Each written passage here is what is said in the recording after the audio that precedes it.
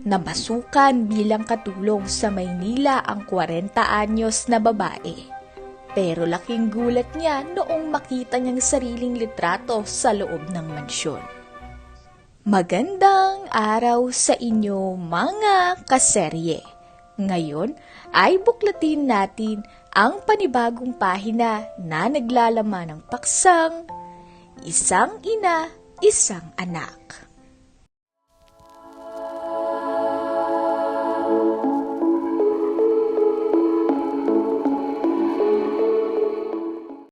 Sa isang maliit at tahimik na baryo sa probinsya, nagsimula ang kwento ni Lorna at Benji. Magkaibang mundo ang kanilang ginagalawan. Si Lorna ay lumaki sa isang simpleng pamilya ng mga magsasaka, habang si Benji naman ay nagmula sa isang mayamang angka na nagmamay-ari ng malaking negosyo sa bayan. Sa kabila ng kanilang magkaibang estado sa buhay, hindi naging hadlang ito upang mahulog ang loob nila sa isa't isa. Isang hapon habang abala si Lorna sa pagbubunot ng damo sa kanilang maliit na taniman, dumaan si Benji sakay ng kanyang motor. Huminto ito sa harapan ni Lorna, bumaba at ngumiti ng may pang-aakit. "Lorna, gusto mo bang sumama sa akin mamaya sa bayan? May perya ngayon." Alok ni Benji na may kasamang pilyong ngiti. Nagpatuloy si Lorna sa kanyang ginagawa. Hindi man lang siya tumingin kay Benji. "Ay, hindi pwede. Marami pa akong gagawin dito." Sagot niya. Iniwasang mapansin ang mabilis na pagtibok ng kanyang puso. Ngunit hindi sumuko si Benji. Alam niyang matagal na niyang gustong makasama si Lorna ng mas matagal. "Kahit saglit lang, di kita pababayaan. Kakain lang tayo ng cotton candy tapos sasakay kita sa Ferris wheel para naman maibang gabi mo." Anya, may bahagyang lambing sa tinig. Saglit na tumigil si Lorna sa ginagawa at sinulyapan si Benji. Nakita niya ang senseridad sa mga mata nito. Matagal na rin siyang hindi nakalalabas at ang ideya ng pagpunta sa perya ay parang isang pahinga mula sa kanyang araw-araw na gawain. "Sige na nga, pero saglit lang talaga ha," sagot niya. Sabay iling at kunwaring pag-aalinlangan. Ngumiti si Benji at halos mapatalon sa tuwa. "Ayos, susunduin kita mamayang 7:00 ha." Doon nagsimula ang kanilang relasyon. Araw-araw nakikita sila sa ilog, sa palengke at minsan ay palihim sa ilalim ng punong mangga sa dulo ng taniman. Sa bawat araw na lumilipas, mas lalo silang nagkakakilala at nagkakasundo. Hindi nagtagal, natutunan ni Lorna na magtiwala kay Benji. Kahit paminsan ay naiisip niyang napakalayo ng mundo nilang dalawa. Ngunit hindi lahat ay masaya sa kanilang pagmamahalan. "Anak, hindi kayo bagay ni Lorna," mariing sabi ng ama ni Benji isang gabi habang nagkakape sa malaking hapagkainan ng kanilang bahay. "Masyado siyang iba sa atin." "Hindi mahalaga sa akin ang estado sa buhay, Papa. Ang mahalaga, mahal ko siya," sagot ni Benji. Hindi inaalis ang tingin sa kanyang ama. "Isang araw, mauunawaan mo rin kung bakit hindi kayo para sa isa't isa." Malamig na sagot nito bago tumayo at iniwasan siya sa mesa. Sa kabila ng pagtutol ng pamilya ni Benji, nagpatuloy sila ni Lorna. At sa huli, pinili ni Benji ang babaeng mahal niya kaysa sa karangyaan ng kanilang pamilya. Mabilis na lumipas ang panahon, at lalo pang lumalim ang pagmamahala ni Lorna at Benji. Nagsimula silang bumuo ng sarili nilang buhay sa maliit na bahay na itinayo ni Benji sa dulo ng baryo. Dito nila pinangarap ang isang tahimik at masayang pamilya.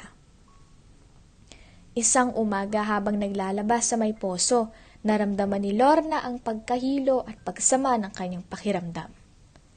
Mabilis siyang napaupo at hinagod ang kanyang tiyan. Kinagabihan, hindi niya napigilan ang sarili at sinabi kay Benji ang balitang magpapabago sa kanilang buhay. Benji, buntis ako. Nanginginig ang kanyang tinig habang nakatingin sa lalaki. Hindi niya alam kung ano ang magiging reaksyon nito. Nagulat si Benji ngunit agad siyang napangiti. Talaga? Magkakaanak na tayo? May bahagyang luha sa kanyang mga mata nang niyakap niya si Lorna ng mahigpit. Oo. Mahinang sagot ni Lorna. Napayakap na rin sa kanya. Sana maging mabuti tayong magulang sa kanya. Gagawin kong lahat para sa inyong dalawa. Pangako ni Benji. Makalipas ang 9 na buwan, dumating ang pinakahihintay nilang sandali. Sa gitna ng isang malamig na madaling araw, napuno ng sigaw at pagdaing ni Lorna ang kanilang maliit na bahay. Naghahalo ang kaba at pananabik ni Benji. Habang naglalakad ng pabalik-balik sa harapan ng pinto ng kanilang silid. Hindi siya mapakali. Tila ba ang bawat minuto ay isang mahabang oras. Benji, mahina ngunit puno ng pagmamahal na tinig ni Lorna ang pumuno sa silid ng tuluyan ng lumabas ang kanilang anak. Kasunod nito ang unang iyak ng isang sanggol. Dali-daling pumasok si Benji at doon niya nakita si Lorna. Pagod, ngunit masaya. Habang hawak ang isang maliit na sanggol sa kanyang bisig. Siya ang ating anak, si Ninya. Mahina niyang sabi habang pinagmamasdan ang munting anghel na kanilang binuo. Napalapit si Benji sa kanyang mag-ina at marahang hinaplos ang maliit na kamay ng kanyang anak. Hindi niya mapigilan ang luha ng kaligayahan. Napakaganda niya, Lorna. Salamat sa pagbibigay sa akin ng ganitong kasiyahan. Bulong niya. Sa kamarahang hinalikan si Lorna sa noo. Dahil sa labis na tuwa, mabilis niyang kinuha ang kanyang kamera. Isang lumang kamera na palagi niyang daladala simula pa noong binata siya. Inayos niyang lente at tinutok ito sa kanyang mag-ina. Ngumiti kayo. Masayang sabi ni Benji habang tinatansya ang anggulo. Bahagyang natawa si Lorna. Pagod man ay pinilit niyang ngumiti habang yakap si Ninya. Sa isang iglap, isang klik ang pumuno sa tahimik na silid. Kapag lumaki siya, ipapakita ko to sa kanya. Para malaman niyang mahal na mahal ko kayo. Wika ni Benji habang tinitingnan ng larawan sa kanyang kamera. Hindi nila alam na ang litratong iyon ang magiging isang mahalagang alaala. Alaala ng isang pagmamahalang lumaban sa lahat ng pagsubok at nagbunga ng isang munting anghel. Sa sandaling iyon, sa tahimik na bahay puno ng pagmamahalan at pag-asang mga puso ni Benji at Lorna, na hindi pa alam ang mga pagsubok na kahaharapin nila sa hinaharap. Ngunit sa ngayon, sapat na ang kanilang saya. Sapat na ang kanilang pagmamahal. Sa unang taon ng pagiging magulang ni Lorna at Benji, na puno ng saya at pagmamahal ang kanilang pamilya. Araw-araw tuwang-tuwa si Benji habang pinagmamasdan ang paglaki ng kanilang anak na si Ninya. Sa bawat unang hakbang, unang salita at bawat halakhak ng kanilang anak, ramdam ni Lorna ang tunay na kasiyahan. Madalas nilang pag-usapan ang kanilang mga pangarap para kay Ninya. Ang magandang kinabukasan na nais nilang ibigay sa kanya. Ang tahanang puno ng pagmamahal. Kahit maraming pagsubok sa buhay, nananatili silang matatag para sa kanilang pamilya. Ngunit habang lumilipas ang mga buwan, napansin ni Lorna ang unti-unting pagbabago kay Benji. Hindi na ito kasing lambing tulad ng dati. Madalas itong abala sa trabaho at bihira nang maglaan ng oras para sa kanilang mag-ina. Benji, ba't parang palagi kang abala sa trabaho? Di mo na kami madalas makasama ni Ninya. Tanong ni Lorna isang gabi habang sila ay nasa hapagkainan. Napansin niyang hindi man lang ito tinapunan ng tingin ng kanilang anak, na masayang nilalaro ang kutsara sa kanyang maliit na kamay. Maraming inaasikaso sa negosyo, Lorna. Hindi mo ko dapat pinag-iisipan ng masama. Sagot ni Benji. Hindi tumitingin sa kanya habang mabilis na nilalantakan ang pagkain. Natahimik si Lorna. Alam niyang totoo ang sinasabi ng kanyang asawa. Malaki ang responsibilidad ni Benji sa kanilang kabuhayan. Pero bakit may kung anong bumabagabag sa kanyang dibdib? Dumaan pa ang ilang buwan at lalo pang lumala ang sitwasyon. Madalas nang umuwi ng gabi si Benji at kung minsan ay hindi na ito umuwi ng tuluyan.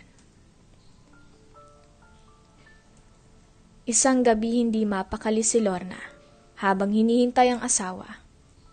2:00 na ng madaling araw nang sa wakas ay dumating si Benji. Pagbukas pa lang niya ng pinto, naaamoy agad ni Lorna ang halimuyak ng alak sa hininga nito. "San ka galing?" Matigas niyang tanong. Napahinto si Benji. Sa pagtatanggal ng sapatos at saglit na tiningnan si Lorna.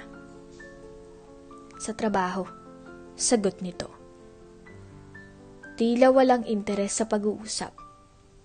2:00 na ng madaling araw, Benji. At amoy alak ka pa. Bariing sagot ni Lorna. Napabuntong hininga si Benji. Lumapit ito sa kanya at hinaplos ang kanyang balikat. "Lorna, huwag na tayo mag-away. Pagod lang ako. Kailangan kong makapagpahinga." Tumalikod ito at dumiretso sa kwarto. Iniwan si Lorna sa sala na nag-iisa, habang may bumabagabag sa kanyang isip. Kinabukasan, hindi siya nakatulog ng maayos. Sa kabila ng pagod, pinilit niyang magpatuloy sa kanyang mga gawain. Kailangan niyang maging matatag para kay Ninya. Ngunit hindi mawala sa kanyang isipan ang hinala na unti-unting bumabagabag sa kanya. Isang hapon, habang bumibili ng gulay sa palengke, may lumapit sa kanyang isang kakilala. "Lorna, kailangan mong malaman ng isang bagay." "Ano yun?" Nag-alinlangan ng babae, ngunit sa huli ay bumuntong hininga to. "Nakita ko si Benji kahapon sa bayan. May kasamang ibang babae." Parang biglang huminto ang mundo ni Lorna. Parang may bumagsak na malaking bato sa kanyang dibdib. Anong ibig mo sabihin?" Mahigpit ang hawak niya sa kamay ng babae. At parang matagal na silang magkakilala. Hindi na nakapagsalita si Lorna. Hindi niya na malayag natapon ang ilan sa mga gulay na hawak niya. Para siyang nasa panaginip. Isang masamang panaginip na gusto niyang magising agad. Mabilis siyang umuwi. Hindi niya ininda ang bigat sa kanyang dibdib. Ang tanging gusto niya lang ay marinig ang katotohanan mula kay Benji mismo. Dumating si Benji ng gabing iyon. Pagod ang mukha, ngunit tila may kung anong iniwasang tingin. Sa halip na hintayin nitong magpaliwanag, hinarap ito agad ni Lorna. "Benji, may babae kang iba?" Diretsyong tanong niya. Nakita niyang pag-aalinlangan sa mukha ng kanyang asawa. At sa katahimikang iyon, nakuha na niya ang sagot. "Lorna, patawarin mo ko." Muli, parang gumuho ang mundo niya. Alam niyang may mali, alam niyang may nagbabago, pero iba pa rin palang sakit kapag ang katotohanan ay nasa harapan mo na. Hindi na niya napigilan ang kanyang luha. "Bakit, Benji? Anong nagkulang? Hindi ba sapat ang pagmamahal ko?" Hindi nakasagot si Benji. Tumulang ito at bumuntong hininga. Hindi ko alam paano to nangyari." "Hindi mo alam?" Napalakas ang tinig ni Lorna. "Paano mo magagawang ipagpalit ang pamilya natin sa iba?" Tumalikod si Benji at umupo na siya. Napahawak ito sa kanyang ulo. Tila ba siya mismo ay hindi rin alam ang sagot. "Lorna, hindi ko sinasadya, alam kong mali ito, pero hindi ko alam kung paano ko ititigil." Sa sagot niyang iyon, mas lalong nadurog ang puso ni Lorna. "Hindi mo alam kung paano ititigil. Ibig sabihin, gusto mo pa rin siya." Muli, walang sagot si Benji. Sa loob ng ilang minuto, tanging tahimik na hikbilang ni Lorna ang maririnig sa kanilang munting bahay. Ang dating puno ng pagmamahalang tahanan ay napalitan ng sakit at pagtataksil. Matapos ang matagal na katahimikan, lumapit si Lorna kay Benji. Benji, may isang bagay lang akong gustong malaman. Tumingin si Benji sa kanya. Kita sa mukha nito ang lungkot at pagsisisi. Ano yun? Huminga ng malalim si Lorna. Mahal mo pa ba ako? Hindi agad nakasagot si Benji. Mahal mo pa ba ako, Benji? Mahal mo pa ba ang pamilya natin? Sa puntong iyon, lumapit si Ninya. Mahimbing na natutulog sa kanyang maliit na duyan. Tiningnan ni Benji ang kanilang anak. Ang munting anghel na siyang bunga ng kanilang pagmamahalan. Doon nakita ni Lorna ang pag-aalinlangan sa kanyang mga mata. At sa sandaling iyon, napagtanto niyang kahit anong gawin niya may bahagi sa puso ni Benji na hindi na niya maibabalik. Pero sa kabila ng lahat may isang bagay na sigurado siya. Ipaglalaban ko ang pamilya natin. Nagulat si Benji sa sinabi niya. Lorna, ginawa ko lahat para sa'yo, Benji. At kahit anong sakit ang nararamdaman ko ngayon, hindi ko hahayaan na mawala ka sa buhay ni Ninya. Kaya kahit ako na lang ang lumaban para sa pamilya natin, gagawin ko para sa kanya. Bumalik siya sa tabi ni Ninya at marahang hinaplos ang buhok ng kanilang anak. Dahil kahit anong mangyari, hindi ko hahayaang lumaki siyang walang buong pamilya. Dahan-dahan niyang isinara ang kanyang mga mata. Pilit itinatago ang sakit na kanyang nadarama. Habang sa puso niya ay umaasa pa rin siya. Umaasa na sa huli, pipiliin pa rin siya ni Benji. Matapos ang pag-amin ni Benji, nagmistulang gumuho ang mundo ni Lorna. Ang lalaking kanyang minahal ng buong puso. Ang lalaking pinili niyang ipaglaban sa kabila ng lahat. Ay nagtaksil sa kanya.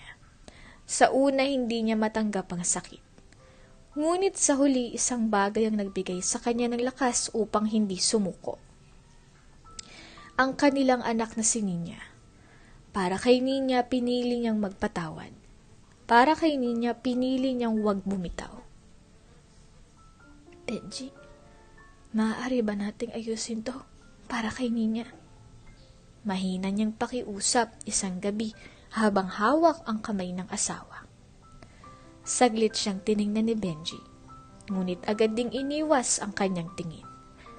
Parang hindi siya nito kayang harapin. Subukan naman natin ulit, Benji. Hindi ko gustong lumaki si Ninya nang hindi buong pamilya niya. Ngunit nanatili ang katahimikan. Ramdam niya ang malamig na kamay ni Benji. At sa sandaling iyon, alam niyang hindi na siya nito kayang ipaglaban. Lumipas ang linggo, ngunit sa halip na bumuti ang sitwasyon, lalo pang lumala.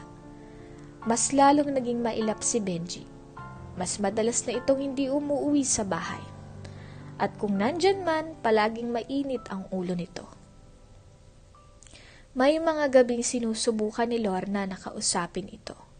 Ngunit palaging may dahilan si Benji upang iwasan siya. Hindi pa ako tapos sa trabaho. Huwag mo akong tanungin sa lahat ng ginagawa ko, Lorna. Napapagod din ako. Hayaan mo lang ako mag-isip, pwede ba? At sa bawat paglayo ni Benji, mas lalong lumalaki ang takot ni Lorna sa kanyang puso. Isang gabi nagising si Lorna sa hindi maipaliwanag na katahimikan. Parang may kulang. Parang may mali. Napadilat siya. Hinanap ang asawa sa tabi niya. Wala si Benji. Agad siyang bumangon at lumakad patungo sa kuna ni Ninya. Ngunit sa kanyang gulat, wala ito roon. Ninya?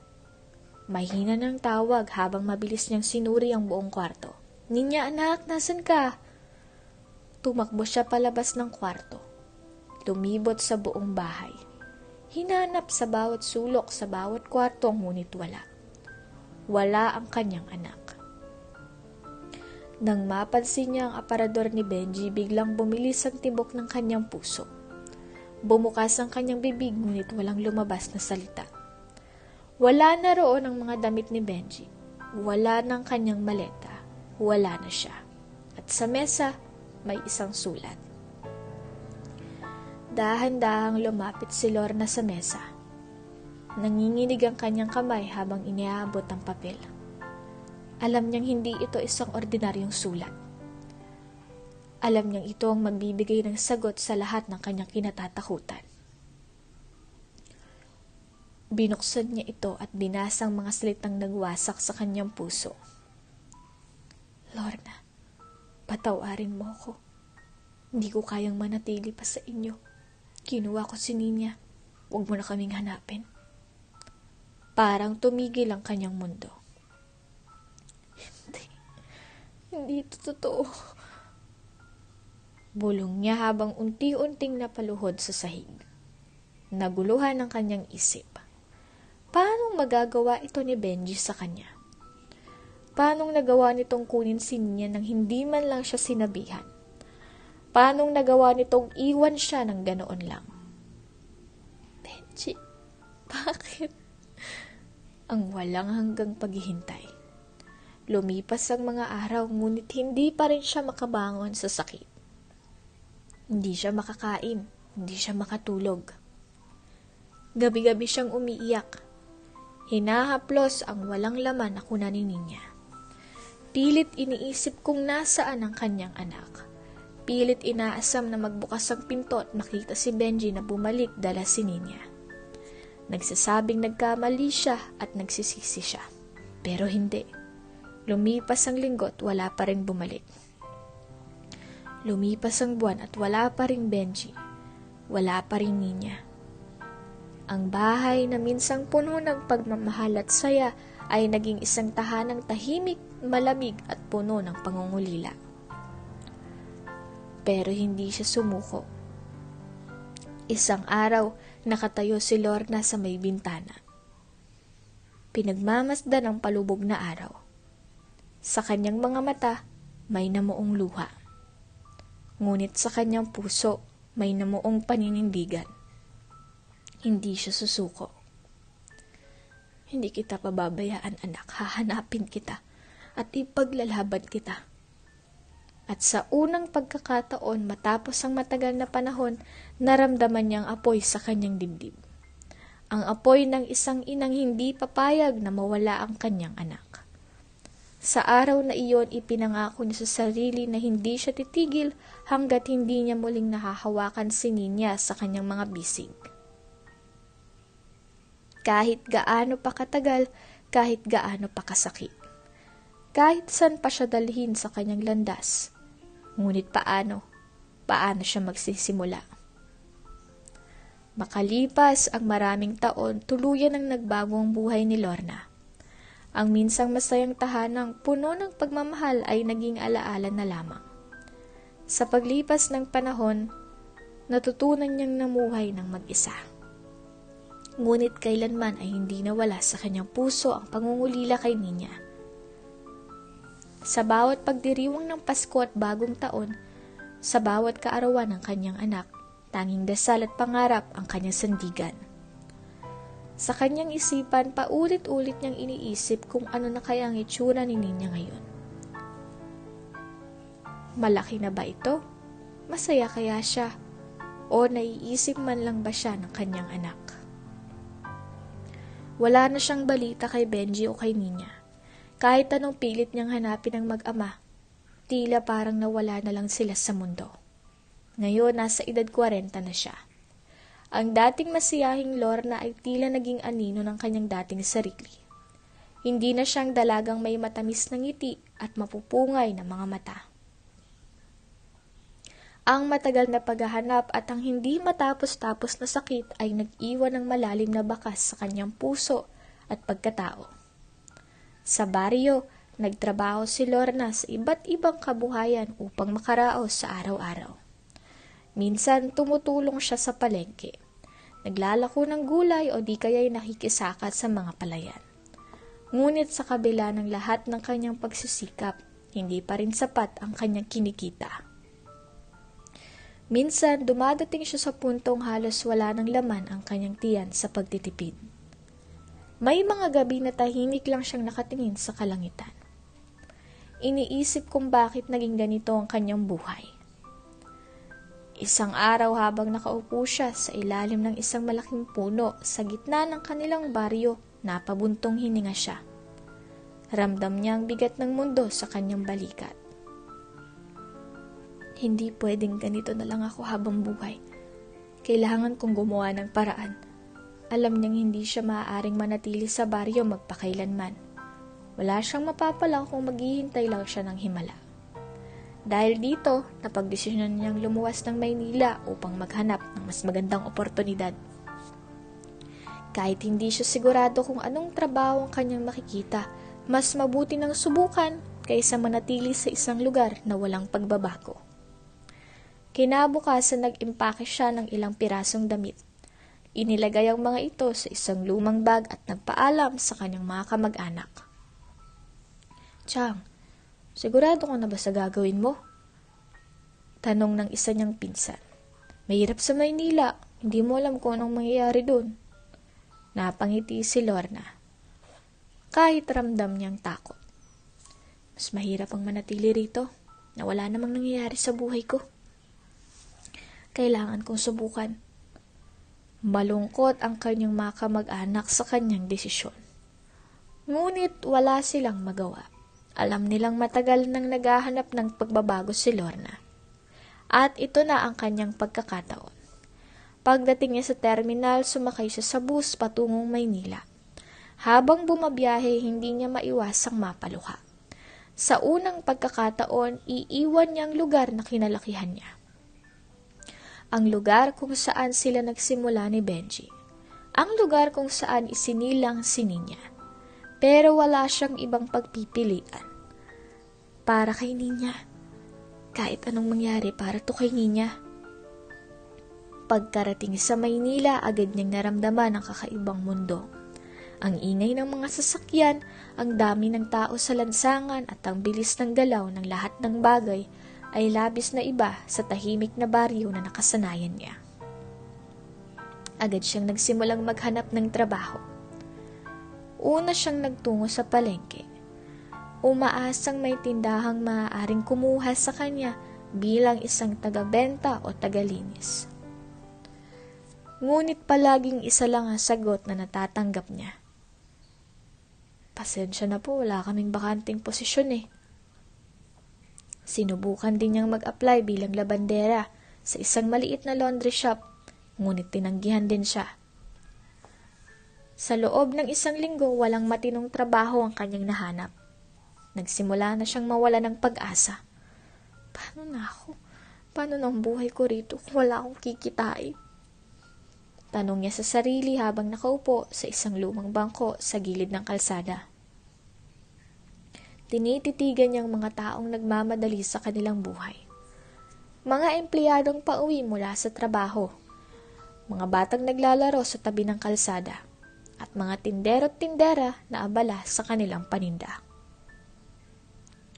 Sa mga sandaling iyon, napagtanto niyang walang ibang tutulong sa kanya kundi ang kanyang sarili. Habang naglalakad sa palengke isang araw, napansin niyang isang tindera matagal nang nakatitig sa kanya. Nang magtagpo ang kanilang mga mata, lumapit ito sa kanya at ngumiti. "Ate, matagal na kitang nakikita rito. Parang lungkot-lungkot mo lagi." Sabi ng tindera. Napayuko si Lorna at napabuntong hininga. "Hinahanap ko lang kasi ang swerte ko. Matagal na ako naghahanap ng trabaho pero wala namang gustong kumuha sa akin." Nag-isip sandali ang tindera. Pagkatapos ay bumaling muli sa kanya. "May alam akong naghahanap ng katulong. Malapit lang dito, sa isang malaking bahay." Nanlaki ang mga mata ni Lorna. "Totoo ba? Kailangan ba nila agad ng tao? Oo, kung gusto mo ipapakilala kita. Tumango ang tindera. Sa pagkakataong iyon, hindi na nagdalawang isip si Lorna. Wala siyang ibang pagpipilian. Sige, kahit ano, basta may trabaho. Sa kanyang puso, may halong kaba at pag-asa. Hindi niya alam kung anong klaseng buhay ang naghihintay sa kanya sa bahay na iyon. Ngunit sa pagkakataong ito, handa siyang subukan dahil sa kabila ng lahat, isa lang ang alam niya. Hindi siya susuko. Habang naglalakad silang dalawa patungo sa bahay na tinutukoy ng tindera, muli niyang inalala ang kanyang buhay noon. Mula sa masayang pamilya na minsang pinangarap niyang buuin, hanggang sa sakit ng pagtataksil ni Benji, hanggang sa pagkawala ni Ninya. At ngayon, heto siya. Nagsisimula muli. Para sa'yo, Ninya. Bulong niya habang pinahid ang luhang pumatak sa kanyang pisngi. Hindi niya alam kung anong naghihintay sa kanya sa bagong trabahong ito. Hindi niya alam kung paano muling babangon ang kanyang puso. Ngunit isang bagay ang alam niya. Hindi pa tapos ang kanyang kwento. At habang may natitira pang pag-asa sa kanyang puso, hindi siya titigil sa paghahanap sa anak niyang minamahal. Mula sa init ng probinsya patungo sa masikip at maingay na lungsod, hindi pa rin makapaniwala si Lorna na narito siya ngayon sa harap ng isang napakalaking bahay. Ilang araw pa lang ang nakakalipas mula nang magdesisyon siyang lisanin ang kanyang lumang bahay sa baryo. At ngayon, heto siya. May bagong oportunidad na naghihintay. Pinagmasdan niyang napakataas na gate at ang malinis na harapan ng bahay. Malaki ito, halatang pagmamay-ari ng may kaya. Napalunok siya at dahan-dahang pinindot ang doorbell. Maya-maya bumukas ang pinto at lumabas ang isang napakagandang dalaga. Ang kanyang mahabang buhok ay nakalugay, at ang kanyang suot ay formal ngunit elegante. Makinis ang kanyang balat at may kakisigan ang kanyang tindig. Napalunok si Lorna. Hindi niya inaasahang isang tulad ng dalagang ito ang maghahanap ng kasambahay. Ikaw po bang naghahanap ng kasambahay? Tanong niya. Halos mahiyang tingnan ang dalaga dahil sa kanyang simpleng kasuotan. Isang luma at kupas na blusa at mahabang palda na ilang taon na niyang ginagamit. Bahagyang napangiti ang dalaga. Oo, sobrang busy ko kasi sa negosyo. Wala na akong oras para asikasuhin ng bahay. Sagot nito na may malumanay na tinig. Pinagmasdan siya ng dalaga mula ulo hanggang paa. Para bang sinusuri kung maayos siyang tingnan bilang isang katulong. Maya-maya nagsalita itong muli. Magkano po ang hinihingi niyong sweldo? Muling napalunok si Lorna. Sa totoo lang kahit magkano ay tatanggapin niya. Wala siyang ibang hanap buhay. At ito na lang ang tanging oportunidad na mayroon siya. Kahit magkano lang, basta may trabaho. Sagot niya ng may kaba. Bahagyang nag-isip ang dalaga. Matapos ang ilang saglit, sinabi nito ang isang halagang halos hindi ka panipaniwala kay Lorna. 10,000 kada buwan. Ayos ba sa inyo? Napatigil si Lorna. 10,000? Bulalas niya. Hindi makapaniwala. Para sa kanya napakalaking halaga nito. Agad siyang tumango, kahit pa nanginginig ang kanyang mga kamay. Opo, ayos na ayos po. Napangiti ang dalaga. Mabuti naman. Kailangan ko ng taong mapagkakatiwalaan. Gusto kong maayos at malinis ang bahay ko. Hindi ako maigpit. Basta ginagawa mo ng tama ang trabaho mo. Tumango si Lorna. Salamat po. Napakalaking tulong po nito para sa akin. At sa sandaling iyon, naramdaman niyang nagbukas ang isang bagong pintuan sa kanyang buhay. Habang naglalakad sila papasok sa bahay, hindi maiwasan ni Lorna na mamangha sa kagandahan ng lugar. Malalaki ang mga muebles, malinis ang paligid at tila may kayamanan ng nagmamay-ari. Ang bawat sulok ay pinuno ng mga mamahaling dekorasyon, mga mamahaling vase, chandelier at mga carpet na halatang imported. Para siyang nagpunta sa ibang mundo. Pasensya na kung medyo magulo pa ha, sabi ng dalaga habang inaayos ang ilang gamit sa mesa. Hindi ko na talaga nagagawang linisin to dahil sa trabaho. Ayos lang po, gagawin ko ang lahat para mapanatili tong malinis. Sagot ni Lorna, pilit na itinatago ang kanyang kaba. Habang patuloy siyang lumilibot sa loob ng bahay, unti-unti siyang nakaramdam ng kakaibang pakiramdam. Hindi niya maipaliwanag pero parang may kung anong bumabagabag sa kanya. Sa kanyang paglingon sa paligid, napansin niya ang isang pader na punong-puno ng mga larawan. Malalaking frame, bawat isa'y may larawan ng iba't ibang tao.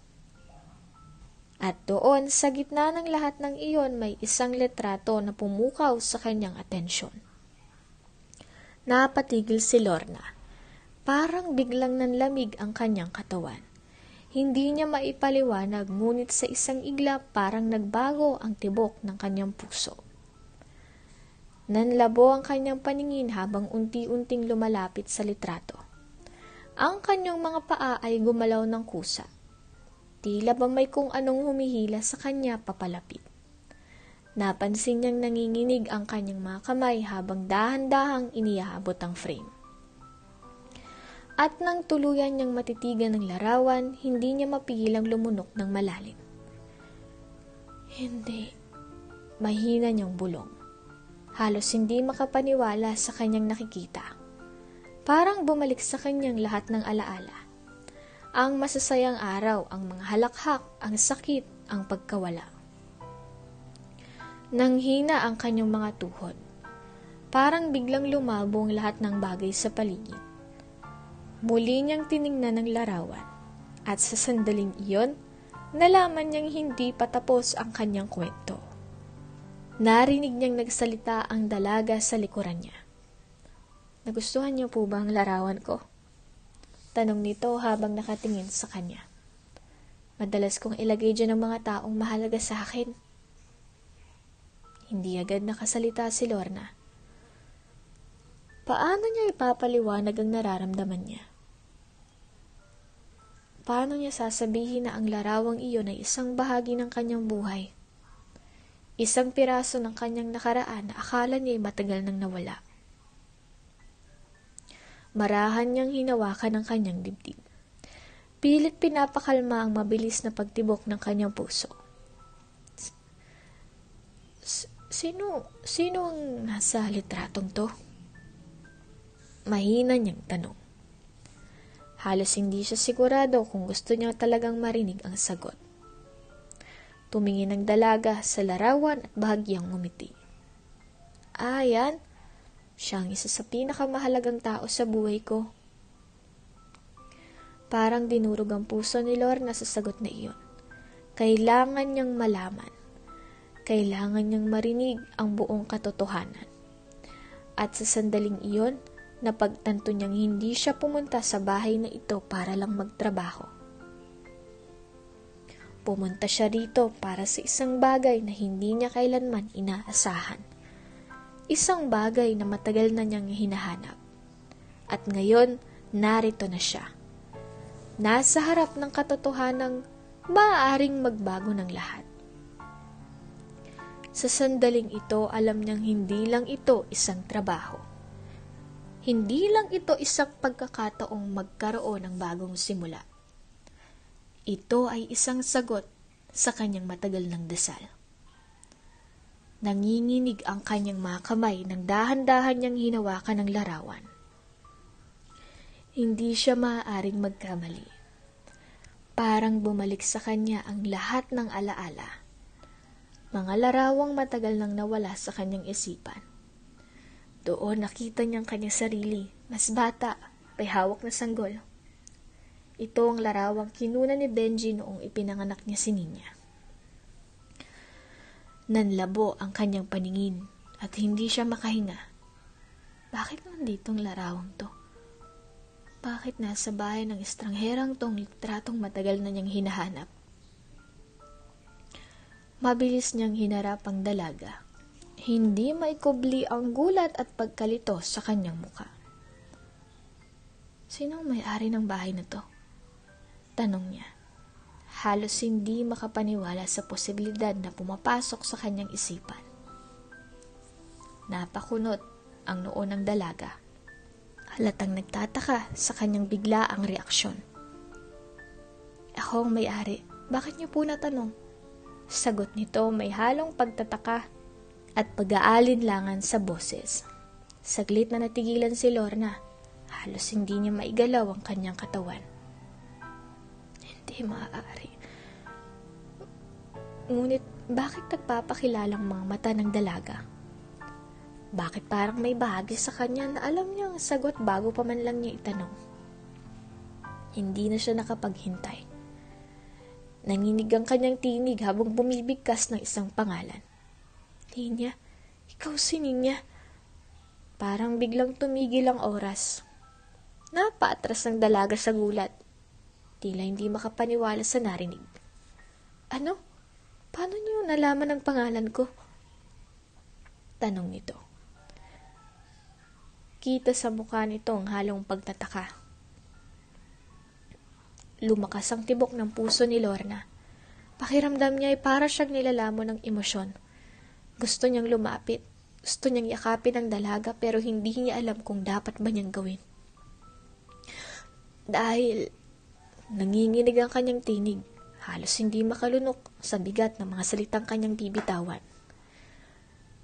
Dahil ako, iyong ina. Kasabay ng mga salitang iyon, bumagsak ang kanyang mga luha. Hindi niya na kayang pigilan pa. Nahanap na niya ang kanyang anak ang sandaling inakala niyang hindi na darating. Nanlaki ang mga mata ng dalaga. Halos hindi makapagsalita.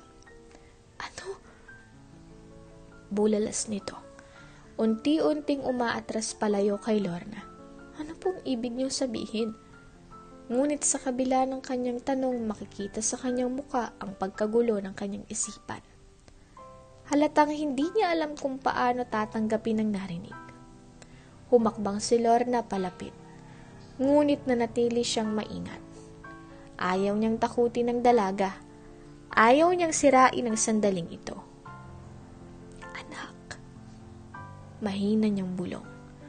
Halos hindi makapaniwala sa kanyang sariling sinasabi. Ikaw si Ninya. Ikaw ang anak ko. Muling napaatras ang dalaga. Nanginginig ang kanyang ulo. Hindi. Hindi pwede. Ang totoo ay... Ngunit bago pa niya matapos ang kanyang sasabihin, isang patak ng luha ang bumagsak mula sa kanyang mga mata. Sa isip ni Lorna biglang nagbalik ang lahat ng sakit at pangungulila. Ang gabing nagising siya na wala na si Benji. Ang paghahanap niya sa kanyang anak. Ang walang katapusang gabi ng luha, ng pangarap, ng pag-asa. At ngayon narito siya, nakatayo sa harapan ng kanyang anak. Hawak-hawak ang isang litrato na nagpapatunay sa kanilang koneksyon. Ang litratong nagpapatunay na siya ang tunay na ina ng dalagang ito. Ninya, matagal na kitang hinahanap. Bulong niya. Hindi na mapigilan ang kanyang emosyon. Matagal ko nang hinahanap ang anak ko. Sa kabila ng lahat ng emosyon na bumalot sa kanila, nanatili ang takot sa puso ni Lorna. Ano kaya ang magiging reaksyon ni Ninya? Tatanggapin kaya siya nito o tuluyan siyang tatanggihan? Lumingon si Ninya sa litrato. Pagkatapos ay muling tiningnan si Lorna. Kita sa kanyang muka ang matinding pag-aalinlangan. Ngunit sa ilalim ng kanyang pagkagulat may isang bagay na hindi niya maikubli. Pagkakilala, pag-aalala at pagdududa. Kung totoo ang sinasabi niyo, mahina niyang bulong. Bakit ngayon lang? At sa tanong na iyon muling bumalik sa puso ni Lorna ang lahat ng sakit na kanyang pinagdaanan. Dahil kinuha ka sa akin. Mahina niyang sagot kasabay ng pagpatak muli ng kanyang mga luha. Sa sandaling iyon, hindi alam ni Lorna kung dapat ba siyang umasa. Hindi niya alam kung yayakapin siya ng kanyang anak o kung tatalikuran siya nito. Ngunit ang alam niya lang na hanap na niya si Nina. At ano man ang mangyari pagkatapos nito, wala nang makakapagpabago sa katotohanan iyon. Hawak pa rin niyang litrato. Ramdam ang bigat ng mga taon na lumipas. At habang nakatingin siya sa kanyang anak, isang bagay ang kanyang ipinangako sa sarili. Hindi niya ahayaan na mawala pa si Nina sa kanya. Nanatiling nakatayo si Nina, hindi makapaniwala sa mga salitang binitawan ni Lorna. Para bang isang malakas na dagundong sa kanyang dibdib ang narinig niyang katotohanan. Ano? Ako ang anak mo? Nag-aalinlangan niyang tanong. Kita sa kanyang muka ang pagkalito. Tumango si Lorna. Nanggigilid ang mga luha sa kanyang mga mata. Oo anak, matagal na kitang hinanap. Sinaktan ako ng ama mo noon, kinuha ka niya sa akin at hindi ko na kayo muling nakita. Sagot niya habang nanginginig ang tinig. Nanlalamig si Nina. Hindi niya alam kung paano tatanggapin ang sinabi ng babaeng ito na ngayon lamang niya nakita. Hindi, imposible yan. Ang sabi ni Mama, patay na ang tunay kong ina. Nagpantig ang tainga ni Lorna sa narinig. Hindi niya akalaing kaya palang magsinungaling ni Benji sa kanyang anak upang itago ang katotohanan. Hindi ako patay, anak. Sinungaling ang ama mo. Napaatras si Nina, gulong-gulo ang kanyang isip. Sa loob ng maraming taon, naniwala siyang patay ng kanyang tunay na ina. Simula pagkabata, itinanim niya sa isip ni Benji na wala ng kanyang ina. Na matagal na itong sumakabilang buhay at hindi kailanman babalik. Pero ngayon, heto siya. Isang estrangherang babae na nagsasabing siya ang kanyang tunay na ina. Hindi siya maaaring basta na lang maniwala. Kung ikaw ang nanay ko, patunayan mo. Agad na kinuha ni Lorna ng litrato sa dingding at inilapit ito kay Nina. Tingnan mo tong larawan. Ito ang larawan mo nung sanggol ka pa. Ang ama mo mismo kumuha nito. Napatingin si Nina sa larawan. Hindi niya maipaliwanag ang nararamdaman. Tama nga, kamukha niyang sanggol sa larawan. Ang matangos na ilong, ang bilugang pisngi, pati na ang bahagyang dimple sa kanyang mga ngiti. Ngunit sapat na ba itong patunay? Sa loob ng maraming taon, hindi niya kailanman iniisip na may iba pa siyang pamilya. Hindi ba't ito ang tinuro sa kanya ni Papa? Na siya lang ang tanging mayroon siya? Kailangan pa ng higit pa. Mahina niyang sabi habang iniwas ang tingin. Naramdaman ni Lorna ang pag-aalinlangan ng kanyang anak. Alam niyang hindi ito madaling tanggapin, ngunit hindi siya maaaring sumuko. Kung ganun, magpa-DNA test tayo. Gagawin kong lahat para mapatunayan ko sa'yo na ako ang tunay mong ina. Mariing sagot ni Lorna. Hindi alintana ang panghihina ng kanyang katawan. Nag-isip ng malalim si Nina. Hindi pa siya sigurado, ngunit hindi rin niya kayang baliwalain ang posibilidad na totoo ang sinasabi ni Lorna. Sige, magpa-DNA test tayo. Sagot ni Nina. Kahit may bahagyang pag-aalinlangan sa kanyang tinig. Sa pagkakataong iyon, nagkaroon ng pag-asa si Lorna. Matapos ang kanilang pinagkasunduan, bumalik si Lorna sa kanyang tinutuluyang maliit na silid sa isang paupahang apartment. Sa kabila ng pagod, hindi niya mapigilang balikan ang mga alaala ng kanyang anak. Nung una niyang makita si Nina, hindi niya agad nakilala. Pero nang makita niya ang kanyang muka, ang kanyang mga mata, biglang bumalik ang lahat. Ang araw na isinilang niya ito. Ang unang gabing mahimbing itong natulog sa kanyang dibdib. Ang mga ngiti nito habang kinakalong siya ni Benji noong maayos pa ang kanilang pamilya. At ang araw na nawala ito sa kanya. Habang nakaupo sa gilid ng kama, napayakap si Lorna sa sarili. Hindi niya mapigilang humikbi. Mahal na mahal kita, anak. Kahit kailan, hindi ako tumigil sa paghahanap sa'yo. Sa kabilang banda, si Ninya naman ay hindi mapakali. Magdamag siyang hindi nakatulog. Nakatitig lamang sa litrato na ibinigay ni Lorna. Bakit parang pamilyar ang lahat? At parang may bumabalik ng mga alaala na hindi niya maalala ng buo. Habang nasa higaan, napabangon siya at nagpunta sa drawer. Doon niya kinuha ang isang lumang kahon na matagal nang nakatago.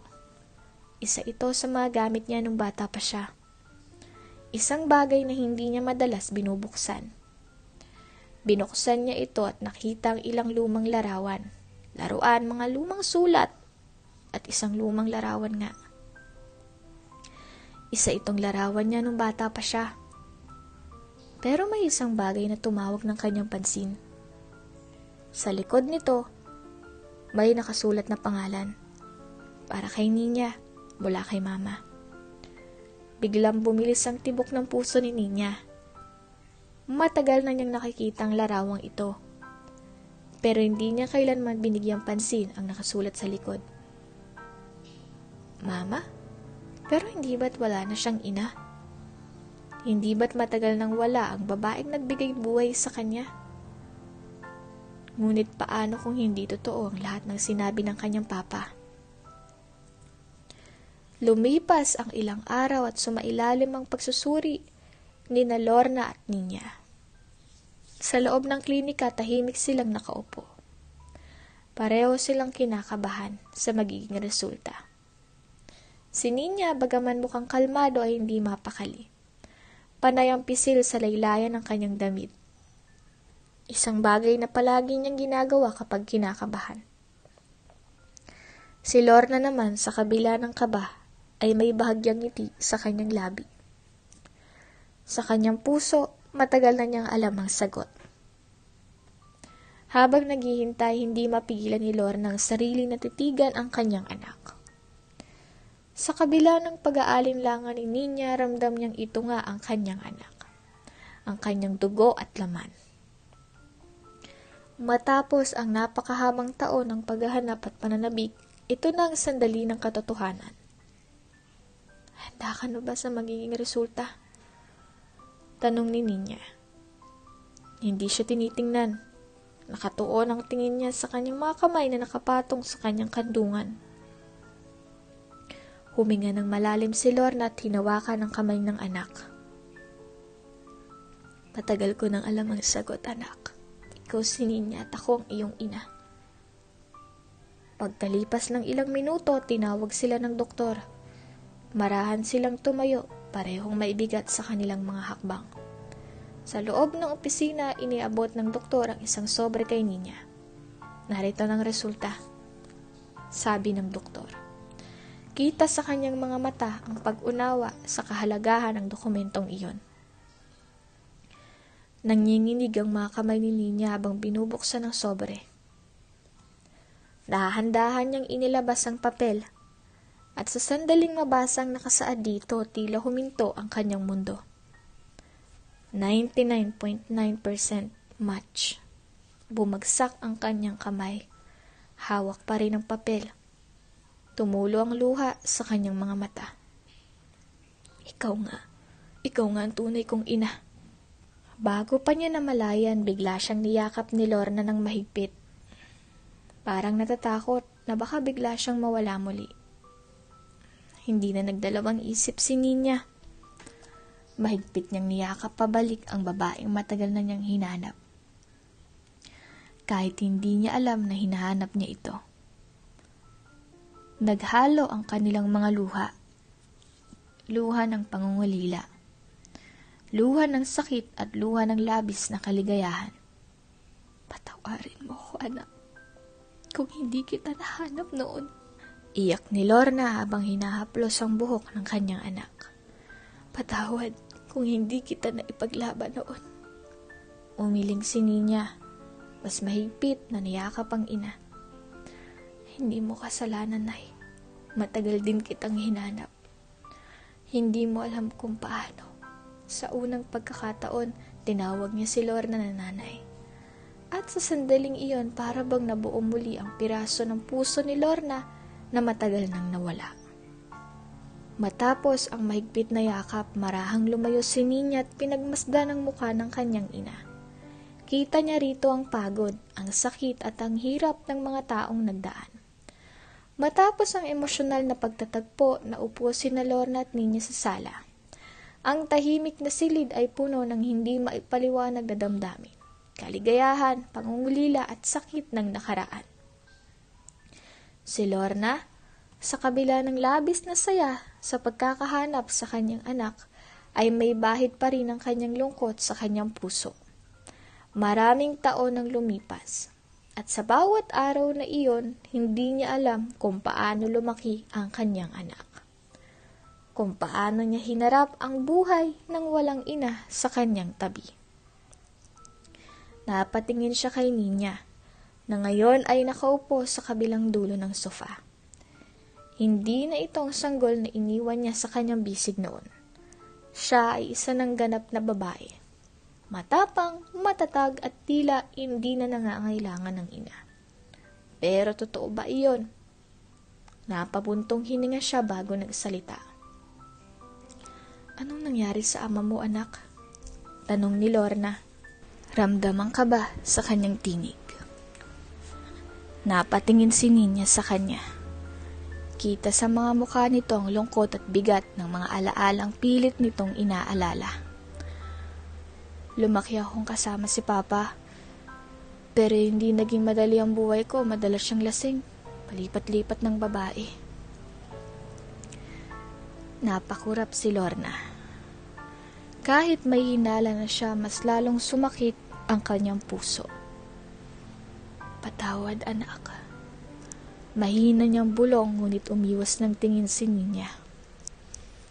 Hindi ko maintindihan noon kung bakit siya ganun. Nung bata pa ako, tinatanong ko siya kung nasan ang mama ko. Ang sabi niya, matagal ka na raw patay. Nangindig ang kamay ni Lorna. Parang isang matalim na punyal ang tumusok sa kanyang puso. Hindi ko inisip na magsisinungaling siya sa'yo ng ganon. Mahina niyang sabi. Tumango si Ninya, pilit pinapanatili ang kanyang tapang na muka. Hanggang isang araw, nagkasakit siya. Wala siyang ibang malapitan kaya akong nag-alaga sa kanya. Doon ko natutunan ang katotohanan. Napaatras si Lorna. Pilit inuunawa ang sinabi ng kanyang anak. Anong katotohanan, anak? Muling bumuntong hininga si Ninya. Parang inipon ang lahat ng lakas niya upang sabihin ang susunod na bahagi ng kanyang kwento. Bago siya pumanaw, inamin niya sa akin na ikaw ang tunay kong ina. Sinabi niyang matagal ka nang naghahanap sa akin. Pero huli ng lahat, di ko alam kung saan ka hahanapin. Napahawak si Lorna sa dibdib niya. Sa kabila ng galit niya kay Benji, hindi niya maiwasang makaramdam ng habag. Sinabi ba niya, ba't niya ako iniwan? Tanong niya. Kahit hindi siya sigurado kung gusto niya talagang marinig ang sagot. Tumango si Ninya. Kita sa mga mata nito ang lungkot. Natakot siyang mawala ako sa kanya. Alam niyang kapag lumaki akong kasama mo, malalaman kong lahat ng ginawa niya. Natakot siyang iwanan ko siya. Napayuko si Lorna. Pilit nilalabanan ng mga luha. Pero nung malapit na siyang mamatay, alam niyang hindi niya kayang burahin ka sa buhay ko. Alam niyang kahit anong gawin niya, hindi niya kayang baguhin ang katotohanan na ikaw ang tunay kong ina. Muli, tumigil si Ninya at tila nag-iisip kung paano ipagpapatuloy ang kanyang kwento. Bago siya namatay, ipinaubaya niya sa akin ang lahat ng negosyo niya. Napatingin si Lorna sa paligid. Noon pa man alam niyang hindi simpleng bahay ang tinitirhan ni Ninya. Halata sa disenyo, sa mga muebles, sa katahimikan ng paligid, mayaman ito. Dahil doon nagtagumpay ako at nagkaroon ng magandang buhay. Pero hindi ko alam na matatagpuan pa kita. Naramdaman ni Lorna ang lungkot sa tinig ng anak. Napakagaling mong bata. Hindi ako makapaniwala na ang maliit na sanggol na iniwan sa akin noon ay isa ng matatag at matagumpay na babae. Napangiti si Ninya, ngunit mabilis din itong nawala.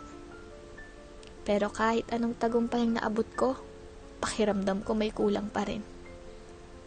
Hinawakan ni Lorna ang kamay ng kanyang anak. At ngayon nahanap mo na ako.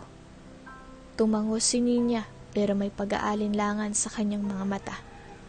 Oo, pero natatakot ako, Nay. Natatakot saan, anak? Tanong ni Lorna. Masuyong hinahaplos ang kamay ng anak.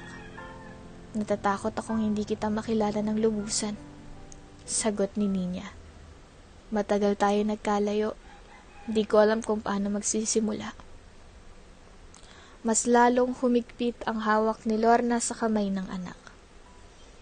Hindi mo kailangang matakot, anak. Hindi ko man nabantayan ang paglaki mo, pero hindi ito nangangahulugan na hindi kita makikilala. Napatingin si Ninya sa kanyang ina. Paano kung hindi maging mabuting anak sa'yo? Ngumiti si Lorna at marahang pinahid ang luha sa pisngi ng anak. Walang tamang paraan para maging isang anak, Ninya. Ang mahalaga, narito tayo ngayon. Ipinagkait sa atin ng maraming taon, pero hindi na natin nahahayaan na mawala pa ang isa't isa. Bumagsak muli ang mga luha ni Ninya, pero sa pagkakataong ito, hindi na lang ito luha ng pangungulila. Ito ay luha ng isang pusong muling naghanap ng tahanan. Sa sandaling iyon, parehong alam ni na Lorna at Ninya na wala nang makakapaghiwalay pa sa kanila. Masyado ng maraming taon ang nawala. Masyado ng maraming sakit ang kanilang pinagdaanan. At ngayon, sa wakas, natagpuan nila muli ang isa't isa. Hindi mo na kailangang hanapin pa ako, anak. Narito na ako at hindi na ako mawawala. At sa mga salitang iyon, sa wakas, natapos na ang mahabang paghahanap. Habang nakayakap si Lorna kay Ninya, dama nila ang init ng pagmamahal na matagal nang nawala sa kanilang buhay. At sa yakap na iyon, nagsimula ang isang bagong kwento. Isang kwento ng muling pagkakahanap, pagpapatawad, at walang kapantay na pagmamahal ng isang ina at anak. Sa wakas, natagpuan ni Lorna, hindi lang ang kanyang anak, kundi pati na rin ang bagong direksyon ng kanyang buhay. Hindi na niya kailangang hanapin pa si Ninya, dahil sa wakas, magkasama na silang muli.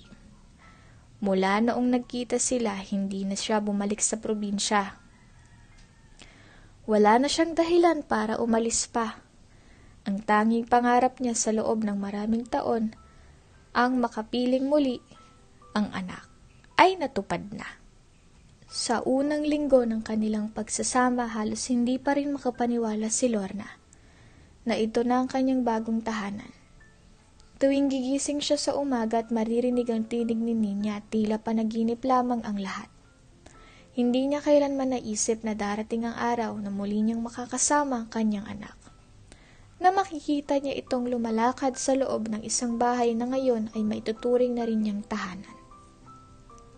Sa kanilang unang almusal bilang mag-ina, hindi maiwasang napuno ng emosyon ang kanilang pag-uusap. Hindi lang trabaho ang natagpuan ko rito, kundi ang pinakamahalagang kayamanan sa buhay ko, ikaw. Wika ni Lorna habang hawak ang kamay ni Ninya. At hindi lang yung yaman na nasa akin ngayon, kundi ang tunay na pamilya, sagot niya. Sa unang pagkakataon sa napakaraming taon, naramdaman nilang buo na muli ang kanilang mundo. Bagaman masaya ang kanilang muling pagkikita, hindi madaling kalimutan ng lahat ang panahong nawala sa kanilang dalawa. Minsan, sa kalagitnaan ng kanilang pag-uusap, bigla na lang napapatahimik si Ninya. Makikita ni Lorna ang lungkot sa mga mata ng kanyang anak. At alam niyang may bumabagabag dito. Ninya, may iniisip ka ba? Malumanay niyang tanong isang gabi habang nagkakape sila sa balkonahe ng bahay. Napayuko si Ninya. Hawak ang tasa sa kanyang mga kamay. Minsan iniisip ko lang, paano kung hindi tayo nagkita? Paano kung hindi ka napunta rito? Napatigil si Lorna. Siya mismo ay maraming beses na ring naisip yun. Hindi ko alam, anak, sagot niya. Pero ang alam ko lang, hindi ako tumigil sa paghahanap sa'yo. Kahit ilang taon pang lumipas, hahanapin pa rin kita. Napangiti si Ninya, ngunit may luha sa kanyang mga mata. Natatakot ako, Nay. Napaawang ang labi ni Lorna. Natatakot saan? Natatakot akong isang araw magising akong wala ka na naman. Napaluha si Lorna sa narinig. Hindi niya alam kung gaano kalalim ang sakit na dinanas ng kanyang anak. Kung paano ito nilabanan ang pagkawala niya sa loob ng maraming taon. Dahan-dahan niyang hinawakan ang pisngi ni Ninya at pinahid ang mga luha nito. Hindi na mangyayari yon, anak. Mahinang pangako niya, hindi na kita iiwan. Sa sandaling iyon, unti-unting nawala ang pangamba sa puso ni Ninya. Sa mga sumunod na araw, pinagsaluhan nila ang bawat sandali na puno ng pagmamahal at pag-unawa. Naging bahagi na ng araw-araw nilang buhay ang pagsasama. Mula sa simpleng almusal sa kusina hanggang sa gabi-gabing pag-uusap bago matulog. Minsan magkasamang namimili sa palengke si Lorna at Ninya. Habang pinipili ni Lorna ang mga gulay, natatawa na lang si Ninya habang pinagmamasdan ang kasabikan ng kanyang ina. Para ngayon ka lang nakakita ng ganito, Nay. Pabirong sabi ni Ninya. Matagal na akong hindi nakapamili ng maayos, anak. Sa probinsya, simple lang ang pagkain namin. Dito sa lungsod, ang daming pagpipilian. Hindi nila napansin na tinitingnan sila ng tindera at nakangiti. Mag-ina kayo, ano? Tanong nito. Sabay silang napatingin sa tindera at sabay ring umiti si Ninya at Lorna. Oo, kami nga. Sagot ni Ninya. Puno ng pagmamalaki sa kanyang tinig. At sa unang pagkakataon, naramdam nilang tunay nang nagbalik ang kanilang koneksyon bilang mag-ina. Sa isang hapon, habang si Lorna ay nag-aayos ng kanilang mga lumang gamit, may natagpuan siyang isang kahon na puno ng mga lumang larawan. Dahan-dahan niyang binuksan ito. At isa-isa niyang pinagbasdan ang mga lumang litrato. Naroon ang mga larawan niya noong dalaga pa siya. Mga larawan nila ni Benji noong hindi pa siya nito iniwan. At sa pinakailalim ng kahon, naroon ang isang lumang larawan ni Ninya noong bata pa ito. Napahawak si Lorna sa kanyang bibig. Ang larawang iyon, isa ito sa huling litratong kinuha niya bago siya tuluyang nawalay sa kanyang anak. Hindi niya namalayang pumatak ang kanyang luha. Sa sandaling iyon, pumasok si Ninya sa silid. Napansin itong luha sa mga mata ng kanyang ina. Nay, ayos ka lang? Napatingin si Lorna sa kanyang anak. Saka iniabot dito ang lumang larawan. Tahimik itong tiningnan ni Ninya. Naaalala ko to. Mahina niyang sabi. Isa to sa iilang bagay na iniwan ni Papa bago siya pumanaw. Napayuko si Lorna. Kung alam mo lang, anak, kung gaano ko hinahanap ang bawat alaala mo. Tuwing gabi, iniisip ko kung ano nang itsura mo, kung paano ka lumaki, kung natutunan mong magluto, kung natutunan mong mangarap.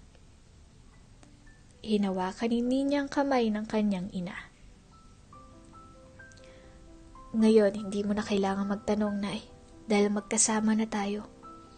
At sa sandaling iyon, napagtanto nilang hindi na kailangan balikan ang nakaraan upang ayusin ang kanilang relasyon. Ang mahalaga, magkasama na sila ngayon. Mula noon, hindi na muling nagkalayo ang mag-ina. Pinagsaluhan nila ang bawat araw na puno ng pagmamahal at pag-unawa. Sa bawat umaga may bagong simula, at sa bawat yakap may panibagong pag-asa.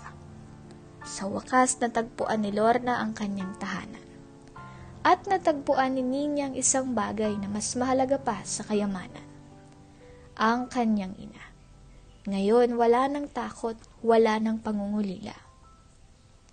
Dahil sa kabila ng lahat ng sakit at pagsubok, ang tunay na pagmamahal ay laging magtatagumpay. At sa yakap na iyon, alam nilang wala nang makakapaghiwalay pa sa kanila. Dito ko na nga po isasara ang kabanatang pinamagatang Isang Ina, Isang Anak.